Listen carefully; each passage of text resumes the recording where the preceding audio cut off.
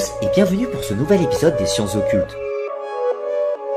Aujourd'hui, nous allons parler de la légende du golem qui appartient à la tradition hébraïque et plus précisément à la science kabbalistique. Nous avons une arme qui est le vaccin. Le vaccin est largement disponible. Partout, nous devons nous faire vacciner. Qui contrôle la monnaie médiatique? Je suis victime de votre liberté. Qui, dans le calme, dans le respect de l'autre, Ces gens qui sont dans la mobilisation irrationnelle, oui. parfois cynique, manipulatrice. Je ne suis pas pour la post-vérité. Et surtout dans l'unité.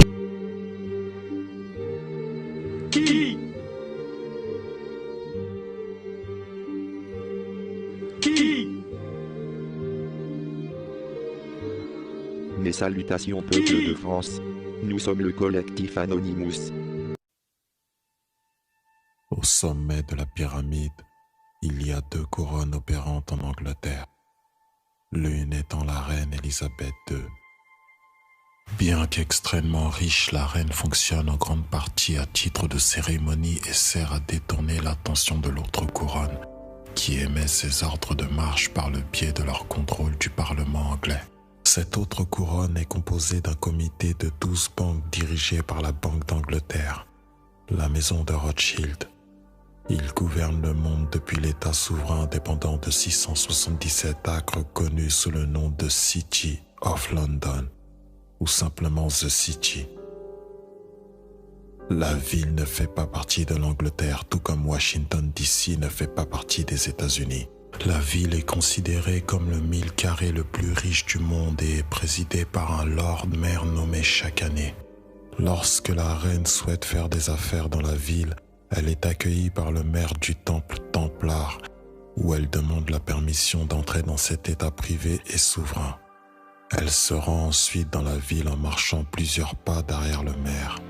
Son entourage ne peut porter autre chose que des uniformes de service. Au XIXe siècle, 90% du commerce mondial était effectué par des navires britanniques contrôlés par la couronne.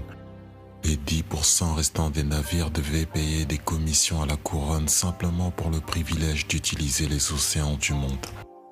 La couronne a récolté des milliards de bénéfices tout en opérant sous la protection des forces armées britanniques.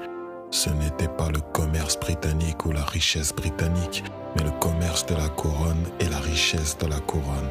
À partir de 1850, l'auteur Frederick Morton estimait la fortune des Rothschild à plus de 10 milliards de dollars. Aujourd'hui, la richesse combinée des dynasties bancaires est estimée à environ 500 milliards de dollars. La dette obligatoire du monde est détenue par la couronne. Le temple bar susmentionné est le bras juridique de la couronne et détient un monopole exclusif sur la fraude juridique mondiale par le biais de leur franchise du barreau. Le temple bar est composé de 4 Inns of Court. Ce sont le Middle Temple, Inner Temple, Lincoln's Inn et Gray's Inn. Le point d'entrée de ces sociétés secrètes fermées ne se trouve que lorsque l'on est appelé à leur barreau. Les avocats du barreau des États-Unis doivent leur allégeance et prêtent serment à la couronne. Toutes les associations du barreau du monde entier sont signataires et franchisées de l'Association internationale du barreau, située dans les Inns of Court. Ce Crown Temple, ce Inner Temple détient la franchise du système juridique par licence qui saigne le Canada et la Grande-Bretagne à blanc, tandis que le Middle Temple a le permis de voler l'Amérique. Pour que la déclaration d'indépendance soit reconnue internationalement, le roi George III des Templiers du Milieu a accepté dans le traité de Paris de 1783 d'établir la couronne juridique des États-Unis incorporée, appelée en interne les États du Temple de la Couronne. Les États épelés avec une majuscule S désignent une entité juridique de la couronne. Au moins 5 avocats du barreau des Templiers sous serment solennel à la couronne ont signé la déclaration d'indépendance américaine.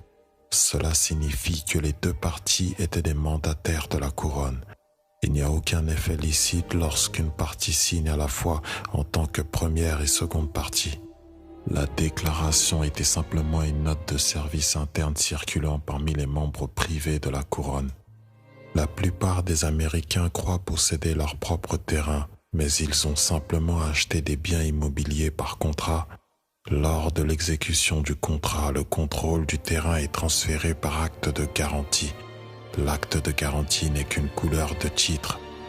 La couleur du titre est un semblant ou une apparence de titre, mais pas un titre en fait, ou en droit. L'acte de garantie ne peut pas être opposé au brevet foncier. La couronne a obtenu des brevets fonciers en Amérique du Nord, par le roi d'Angleterre. Les coloniaux se sont rebellés contre les impôts usuraires de la couronne, et c'est ainsi que la déclaration d'indépendance a été créée, pour pacifier la population. L'émancipation est une autre ruse utilisée pour tromper les personnes physiques. Les cartes dans votre portefeuille portant votre nom en toutes lettres majuscules signifient que vous avez été émancipé et que vous avez le statut de société. Une personnalité juridique a été créée et vous avez conclu des accords à variantes multiples qui vous placent dans une relation d'équité avec la couronne. Ces contrats invisibles comprennent les certificats de naissance, les registres de citoyenneté, les contrats de travail, les permis de conduire et les comptes bancaires. Il est peut-être utile de noter ici que les contrats ne le sont pas maintenant et qu'ils n'ont jamais eu à être énoncés par écrit pour être exécutoires par les juges américains. S'il est écrit, il ne s'agit que de déclarations écrites du contrat. Les manifestants fiscaux et les résistants au projet qui tentent de renoncer aux parties de ces contrats avec lesquels ils sont maintenant en désaccord ne profiteront pas en recourant aux arguments du droit de la responsabilité délictuelle comme justification. Les juges rejetteront ces lignes de défense car elles n'ont aucune incidence sur la jurisprudence. Le droit de la responsabilité délictuelle régit les griefs pour lesquels aucune loi contractuelle n'est en vigueur. Ces accords contrats privés qui nous lient auront toujours présence sur les clauses générales de la Constitution et de la Déclaration des droits. La Constitution étant essentiellement un texte renommé de la Common Law anglaise. La Déclaration des droits est considérée par la Couronne comme une déclaration des avantages qu'elle nous a conférés en prévision de la réciprocité. Les manifestants et les résistants perdront également leur cause en se vantant de leur statut de citoyen. La citoyenneté est un autre accord d'équité que nous avons conclu avec la Couronne, et c'est le contrat très juridique que les juges fédéraux utiliseront pour les incarcérer.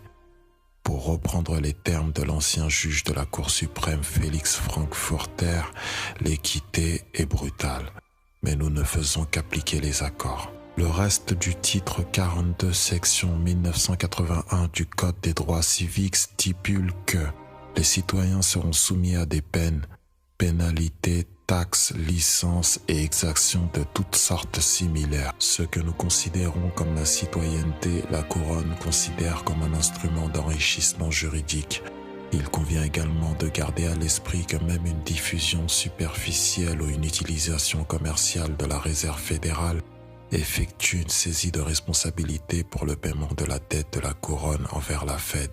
Ceci est mesuré par votre revenu imposable. Pour faciliter le dépouillement futur des actifs, la fin du 14e amendement comprend une hypothèque sur l'état de la dette des États-Unis, dans laquelle toutes les personnes émancipées, c'est-à-dire vous, peuvent être tenues personnellement responsables de la dette de la Couronne. La Couronne considère que notre participation à ces contrats de participation commerciale est volontaire et que tout gain accumulé est imposable, car le gain n'aurait pas été possible sans la Couronne. Ils considèrent le système des banques interétatiques comme leur propriété.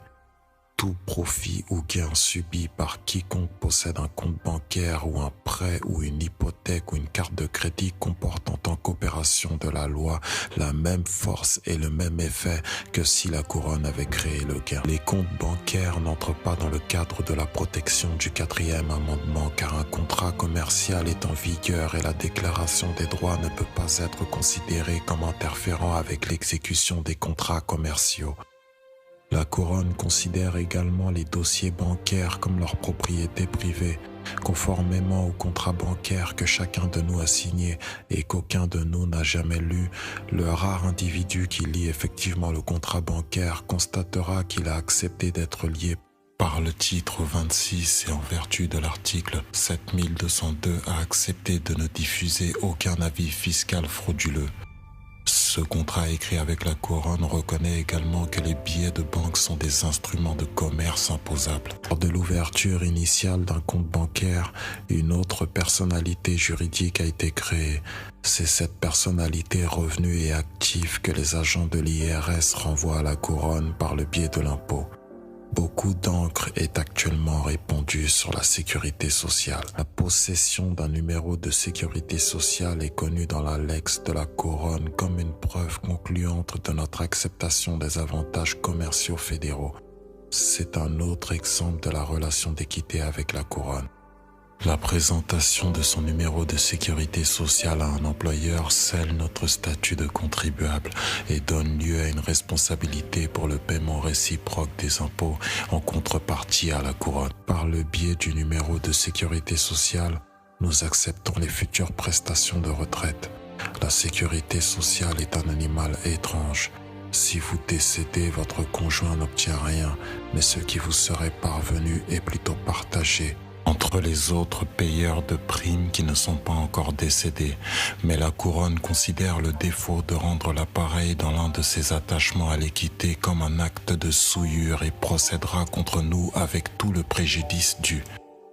Pour qu'une personne échappe aux tentacules de la pieuvre de la couronne, une étude approfondie de la jurisprudence américaine est nécessaire. On devrait être considéré comme un étranger à la confiance du public. Renoncer à toutes les prestations d'émancipation et fermer tous les comptes bancaires, entre autres. Les États-Unis sont et ont toujours été une énorme société dirigée depuis l'étranger.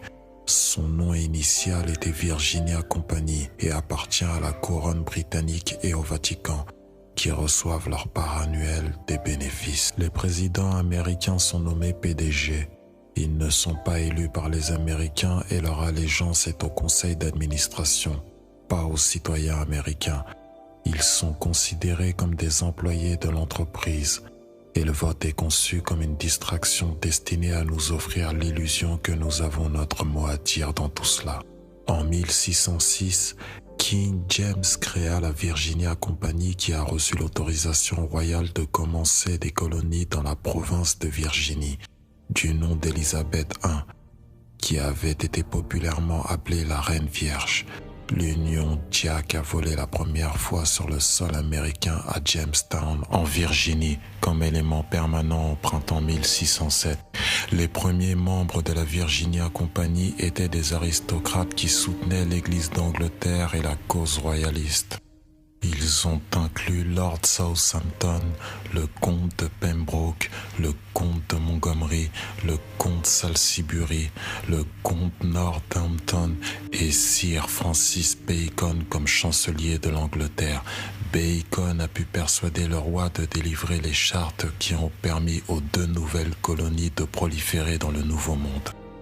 La Virginia Company qui se sont installés en Amérique comprenait plusieurs membres de la famille Bacon et des amis à lui qui étaient des initiés de la Rosy Cross. C'est par le biais d'organisations comme le London Metal Exchange que les bénéfices de la Virginia Company sont redirigés vers Londres. La House of Burgess a été formée à Jamestown en 1619.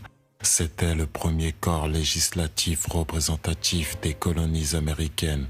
La Chambre a adopté des mesures destinées à aider l'entreprise à prospérer. Mais un soulèvement indien sérieux à Jamestown en 1622 fit perdre aux aventuriers le peu d'intérêt qu'il leur restait. En 1623, King James décida que l'entreprise était mal gérée et il a repris l'association en 1624 et a dissous l'entreprise. Ses actionnaires étaient des Londoniens et elle se distinguait de la Plymouth Company qui avait été agréée à la même époque et composée en grande partie d'hommes de Plymouth. En 1619, la société créa la première véritable législature d'Amérique continentale, l'Assemblée générale qui était organisée de manière bicamérale. Elle se composait du gouverneur et de son conseil, nommé par la compagnie en Angleterre et de la maison des Bourgesses, composé de 2 bourgeois de chacun des 4 arrondissements et 7 plantations. Le tribunal s'est prononcé contre la Virginia Company qui a ensuite été dissoute, avec pour résultat que la Virginie a été transformée en colonie royale. Cela signifie que tous les droits qui s'appliquaient aux propriétaires de la Virginia Company sur l'or, l'argent, les minéraux et les droits extraits et payés en Amérique s'appliquent toujours aux familles britanniques qui possèdent les terres de celles-ci. Ces mêmes pourcentages ont été payés depuis l'indépendance et sont toujours payés par le peuple américain via ses fonctionnaires fédéraux qui sont en fait des fonctionnaires de la Virginia Company, y compris le président. Mais voici encore une autre tournure. À qui appartiennent les actifs apparemment détenus par la Virginia Company? Réponse: le Vatican. Après que les 13 colonies américaines d'origine aient obtenu leur indépendance et qu'un pays indépendant a été formé après 1783, la Virginia Company a simplement changé son nom en les États-Unis d'Amérique. Vous voyez qu'il y a deux USA. Les USA d'Amérique avec un U et un S minuscules sont les terres des différents États. Ces terres, comme nous l'avons vu, appartiennent toujours à la couronne britannique en tant que chef de l'ancienne Virginia Company. Ensuite, il y a les États-Unis d'Amérique, capitale U et S majuscules. Ce sont les 68 miles carrés de terre à l'ouest de la rivière Potomac, sur lesquels sont construites la capitale fédérale, Washington DC et le district de Columbia. Il comprend également les protectorats américains de Guam et de Porto Rico. En 1604, un groupe de personnalités politiques, d'hommes d'affaires, de marchands, de fabricants et de banquiers se réunit à Greenwich, puis dans le comté anglais du Kent, et forme une société appelée Virginia Company en prévision de l'afflux imminent d'Européens principalement britanniques, dans un premier temps sur le continent nord-américain. Son principal actionnaire était le roi Jacques Ier. Et la charte originale de la société fut achevée le 10 avril 1606. Cette mise à jour et les mises à jour ultérieures de la charte établissent ce qui suit. La Virginia Company comprenait deux succursales, la London Company et la Plymouth ou New England Company. Les pèlerins du mythe historique américain étaient en fait des membres de la deuxième succursale de la Virginia Company, appelée New England Company. La Pilgrim Society est toujours un groupe d'élite majeur au sein des Illuminati. La Virginia Company possédait la plupart des terres de ceux que nous appelons maintenant les États-Unis, et toutes les terres jusqu'à 900 miles au large. Cela comprenait les Bermudes et la plupart de ce qui est maintenant connu comme les îles des Caraïbes. La Virginia Company avait des droits sur 50% du minerai de tout l'or et de l'argent extrait sur ces terres, plus des pourcentages d'autres minéraux et matières premières, et 5% de tout bénéfice d'autres entreprises. Ces droits, les chartes détaillées devaient être transmises à tous les héritiers des propriétaires de la Virginia Company et continueront donc à s'appliquer pour toujours. Les membres de contrôle de la Virginia Company qui devaient jouir de ces droits devinrent connus sous le nom de trésoriers et compagnie des aventuriers et planteurs de la ville de Londres.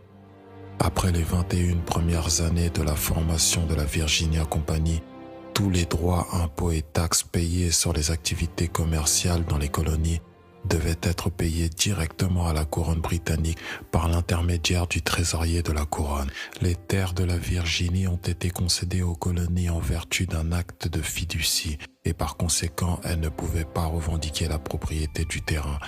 Le monarque, par l'intermédiaire de son conseil pour les colonies, a insisté pour que les membres des colonies imposent la religion chrétienne à tout le peuple, y compris aux Amérindiens. Les tribunaux pénaux sur les terres de la Virginia Company devaient être régis par la loi de l'amirauté, le droit de la mer et les tribunaux civils en vertu de la common law, le droit du pays. Maintenant, comprenez ceci. Tout ce qui précède s'applique encore aujourd'hui. L'Angleterre, le Canada, l'Australie et de nombreux autres pays sont dirigés politiquement par des premiers ministres à la reine. En fait, elle est à la tête officielle de 123 pays du Commonwealth. L'Amérique, la Russie et d'autres pays cependant ont un président et un vice-président. Habituellement, les entreprises ont des présidents et des vice-présidents. Qu'est-ce que ça veut dire ? Les présidents américains gouvernent depuis la Maison Blanche Les présidents russes gouvernent également depuis la Maison Blanche. Les Jésuites, une grande force derrière les Illuminati, ont également leur propre Maison Blanche. L'Angleterre est gouvernée depuis Whitehall. Pour ceux qui pensent que l'Amérique contrôle le perchoir, il ferait bien de considérer que la reine d'Angleterre est toujours le chef officiel du Commonwealth et le monarque officiel de l'Australie et du Canada avec le Royaume-Uni. Ajoutez à cela le fait que tout ce que Bush père a obtenu pour ses 2 mandats en tant que président des États-Unis est un simple chevalier de l'Empire britannique. Les 13 colonies d'origine étaient en fait appelées entreprises. Les unités militaires sont également appelées entreprises. La puissance qui contrôle l'Amérique est basée en Grande-Bretagne et en Europe parce que c'est là que se trouve la puissance qui possède la United States Corporation. Soit dit en passant, si vous pensez qu'il est étrange qu'un tribunal sur la terre ferme puisse être administré en vertu du droit maritime, regardez le US Code, titre 18b7. Il dit que la juridiction de l'amirauté est applicable dans les endroits suivants. Premièrement, la haute mer. Deuxièmement, tout navire américain. Troisièmement, toute terre réservée ou acquise à l'usage des États-Unis est sous la juridiction exclusive ou occurrente de celle-ci, ou tout lieu acheté ou autrement acquis par les États-Unis avec le consentement de la législature de l'État. En d'autres termes, l'Amérique continentale. Tout cela est fondé sur le droit romain parce que les Illuminati ont joué à ce même jeu à travers des siècles partout où ils sont allés. Les principaux politiciens savent que c'est ainsi que les choses se passent, tout comme les administrateurs du gouvernement, les juges, les avocats et les journalistes d'initiés. Ceux qui se rendent compte de ce qui se passe et demandent au tribunal le nom du véritable créancier ou des bénéficiaires des amendes infligées par le système juridique se voient toujours refuser cette information par le juge. Les véritables créanciers dans de tels cas et le destinataire ultime des amendes sont les banquiers auprès desquels le pays de la société est en faillite. Tout cela provient du tournant des Templiers du Temple Bar du XIIIe siècle en Angleterre. À l'origine, le Temple Bar n'était littéralement qu'un bar ou une chaîne entre 2 poteaux à côté du palais de justice du temple. Cela devint rapidement une énorme porte en pierre et 8 de ces portes furent finalement construites afin que les élites puissent restreindre, contrôler le commerce dans la ville de Londres. Ils ont été démontés au XIXe siècle, mais chaque pierre a ensuite été numérotée et conservée jusqu'en 2004. Date à laquelle ils ont juste reconstruit le Temple Bar à Londres. La société américaine a été créée derrière l'écran d'un gouvernement fédéral. Lorsqu'après la victoire fabriquée dans la guerre d'indépendance américaine, les colonies britanniques ont échangé la dictature ouverte de Londres avec la dictature secrète beaucoup plus efficace qui est en place depuis.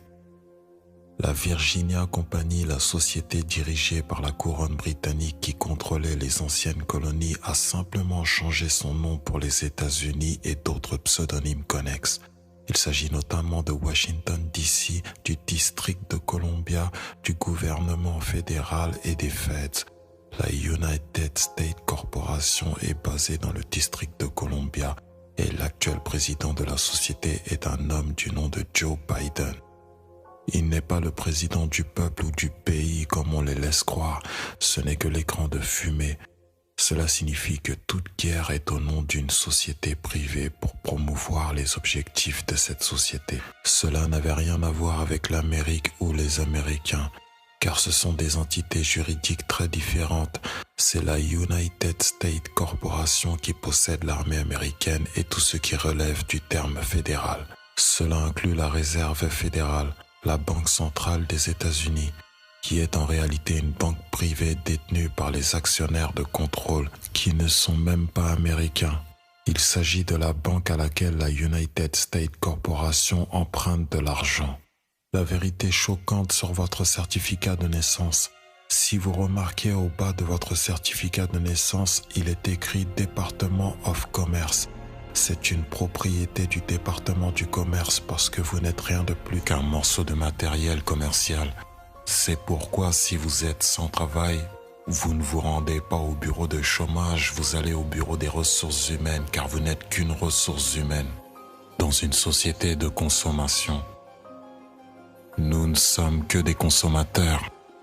Pour faire de la publicité, juste des ressources humaines à utiliser comme des batteries. Ce sont des ingénieurs sociaux qui nous moulent des mangeurs inutiles en esclavage salarial.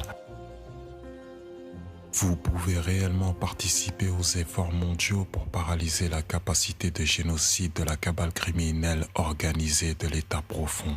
La couronne n'est qu'un leurre. Derrière celle-ci se cachent d'autres acteurs. C'est une monarchie aux mains des banquiers et son influence dans le monde est toujours de mise et se succède de génération en génération par le biais de la même lignée satanique, encore à l'œuvre aujourd'hui pour l'accomplissement de leur plan macabre, pour le contrôle total de l'humanité. Nous en saurons peut-être plus au prochain épisode.